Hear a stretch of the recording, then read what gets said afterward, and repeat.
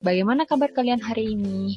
Semoga sehat-sehat semua ya, dan dilancarkan segala aktivitasnya. Nah, jadi hari ini kita akan belajar tentang materi perkembangbiakan tumbuhan. Nah, langsung saja ke materi ya. Nah, yang pertama itu kita akan belajar tentang perkembangbiakan tumbuhan. Nah, perkembangbiakan tumbuhan itu ada dua jenisnya. Yang pertama itu ada perkembangbiakan secara generatif dan secara vegetatif. Nah, perkembangbiakan generatif. Apakah yang dimaksud dengan perkembangbiakan generatif? Jadi, perkembangan generatif itu artinya perkembangbiakan makhluk hidup yang dalam hal ini adalah tumbuhan yang terjadi melalui perkawinan atau penyerbukan. Jadi, yang dimaksud dengan perkawinan itu adalah bertemunya sel jantan dan sel betina sehingga nantinya akan mengalami yang namanya penyerbukan. Nah, kemudian perkembangbiakan tumbuhan secara vegetatif itu apa? Jadi yang dimaksud dengan perkembangbiakan secara vegetatif adalah perkembangbiakan makhluk hidup yang terjadi tanpa perkawinan atau penyerbukan. Jadi jelas bedanya ya. Kalau perkembangbiakan secara generatif itu dengan perkawinan, kalau yang vegetatif itu tanpa perkawinan atau penyerbukan. Nah, kita bahas satu persatu. Jadi yang pertama itu perkembangbiakan secara generatif. Nah, secara generatif itu artinya melalui perkawinan atau penyerbukan. Nah, perkembangbiakan generatif itu melibatkan tumbuhan-tumbuhan yang berbunga. Jadi perkembangbiakan secara generatif itu dialami oleh tumbuhan-tumbuhan yang berbunga. Jadi tumbuhan yang berbunga ini akan mengalami perkembangbiakan generatif. Melalui apa? Yaitu melalui bunga. Nah, pada bunga itu disebut adanya proses penyerbukan. Nah, apa yang dimaksud dengan penyerbukan? Penyerbukan itu adalah bertemunya sel jantan dan sel betina untuk menghasilkan pembuahan. Atau penyerbukan artinya jatuhnya benang sari ke kepala putik. Jadi itu artinya penyerbukan.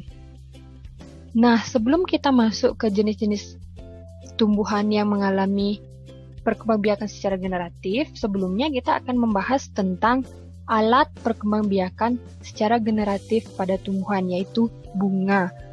Nah, jadi kita akan mempelajari tentang bagian-bagian bunga. Nah, di sini Putri Dede sudah memiliki struktur bunga. Jadi, ini namanya struktur bunga. Nah, yang pertama itu ada tangkai bunga. Nah, jadi tangkai bunga ini menghubungkan bunga dengan batang. Jadi, seperti yang kalian lihat, tangkai bunga itu menghubungkan bunga dengan batang. Jadi, disebut dengan tangkai bunga. Atau tangkai bunga itu bisa berfungsi untuk menyokong pertumbuhan bunga ini agar tetap berdiri. Nah, selain ada tangkai bunga, itu ada yang namanya dasar bunga. Jadi ini namanya dasar bunga. Kalian bisa lihat tanda panahnya. Jadi ini disebut dengan dasar bunga.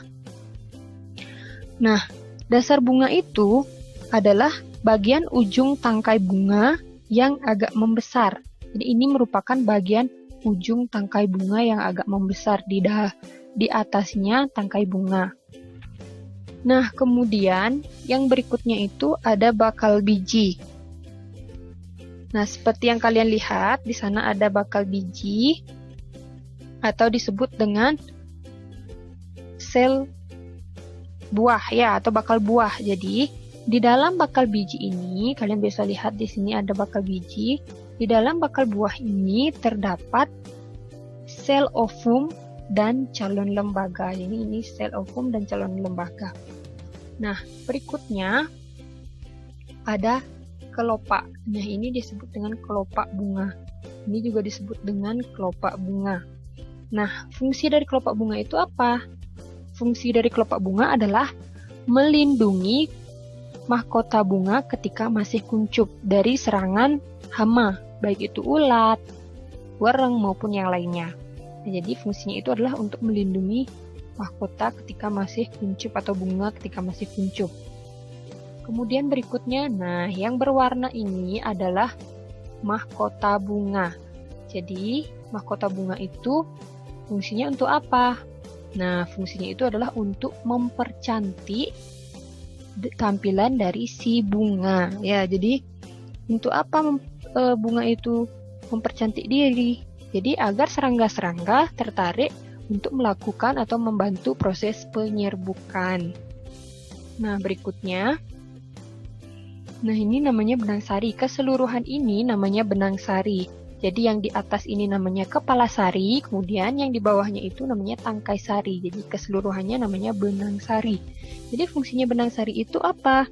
Nah, benang sari adalah alat perkembangbiakan jantan.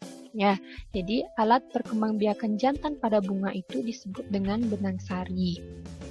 Kemudian, nah yang terakhir ini ada putik. Ini disebut dengan kepala putik, ini namanya tangkai putik. Jadi keseluruhannya itu disebut dengan putik. Jadi fungsinya putik itu untuk apa? Nah, putik itu merupakan alat perkembangbiakan betina pada bunga. Ya, jadi si putik ini nantinya akan mengandung, istilahnya mengandung bakal buah atau bakal biji. Nah, seperti yang Ibu tadi sebutkan, penyerbukan itu merupakan jatuhnya benang sari ke kepala putik. Jadi benang sari ini akan berterbangan bersama udara, kemudian akan jatuh ke kepala putik. Nanti setelah jatuh dia akan menuju ke sini. Jadi terbentuklah bakal biji atau bakal buah. Nah, untuk proses penyerbukannya kita bahas di bagian yang selanjutnya. Nah, jadi di sini ada tampilan yang diperbesar. Jadi benang sarinya itu diperbesar. Benang sari itu biasanya terdiri dari butiran-butiran halus seperti ini. Jadi kalian bisa lihat bagi yang memiliki bunga di rumahnya, sambil kalian mendengarkan video atau menonton video ini, kalian bisa sambil memperhatikan bunga. Apakah bunga itu ada putik, ada benang sari, ada mahkota, kelopak, dasar dan lain sebagainya. Jadi kalian bisa memperhatikan secara langsung yang mana namanya putih, yang mana benang sari, yang mana dan yang lain sebagainya ya.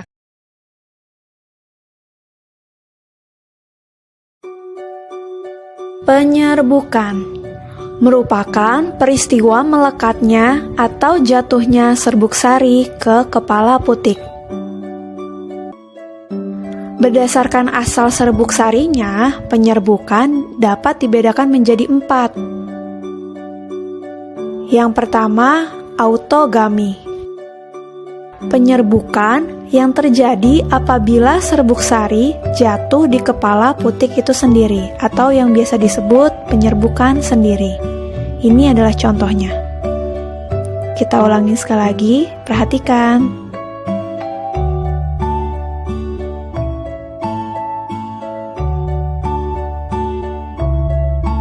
Yang kedua, geitonogami. Penyerbukan yang terjadi apabila serbuk sari dari suatu bunga jatuh ke kepala putik bunga lain yang masih dalam satu tumbuhan. Perhatikan contohnya. Kita ulangi sekali lagi, perhatikan.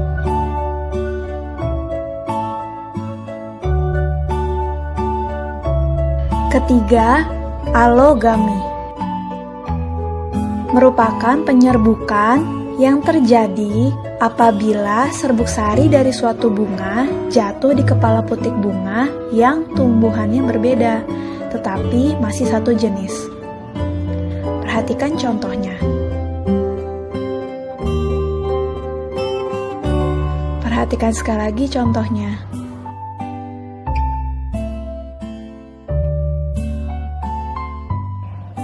Keempat, bastar. Merupakan penyerbukan yang terjadi apabila serbuk sari dari suatu bunga jatuh di kepala putik bunga yang berasal dari tumbuhan yang berbeda varietasnya. Perhatikan contohnya bunga mangga harum manis dan mangga Indramayu. Perhatikan sekali lagi contohnya.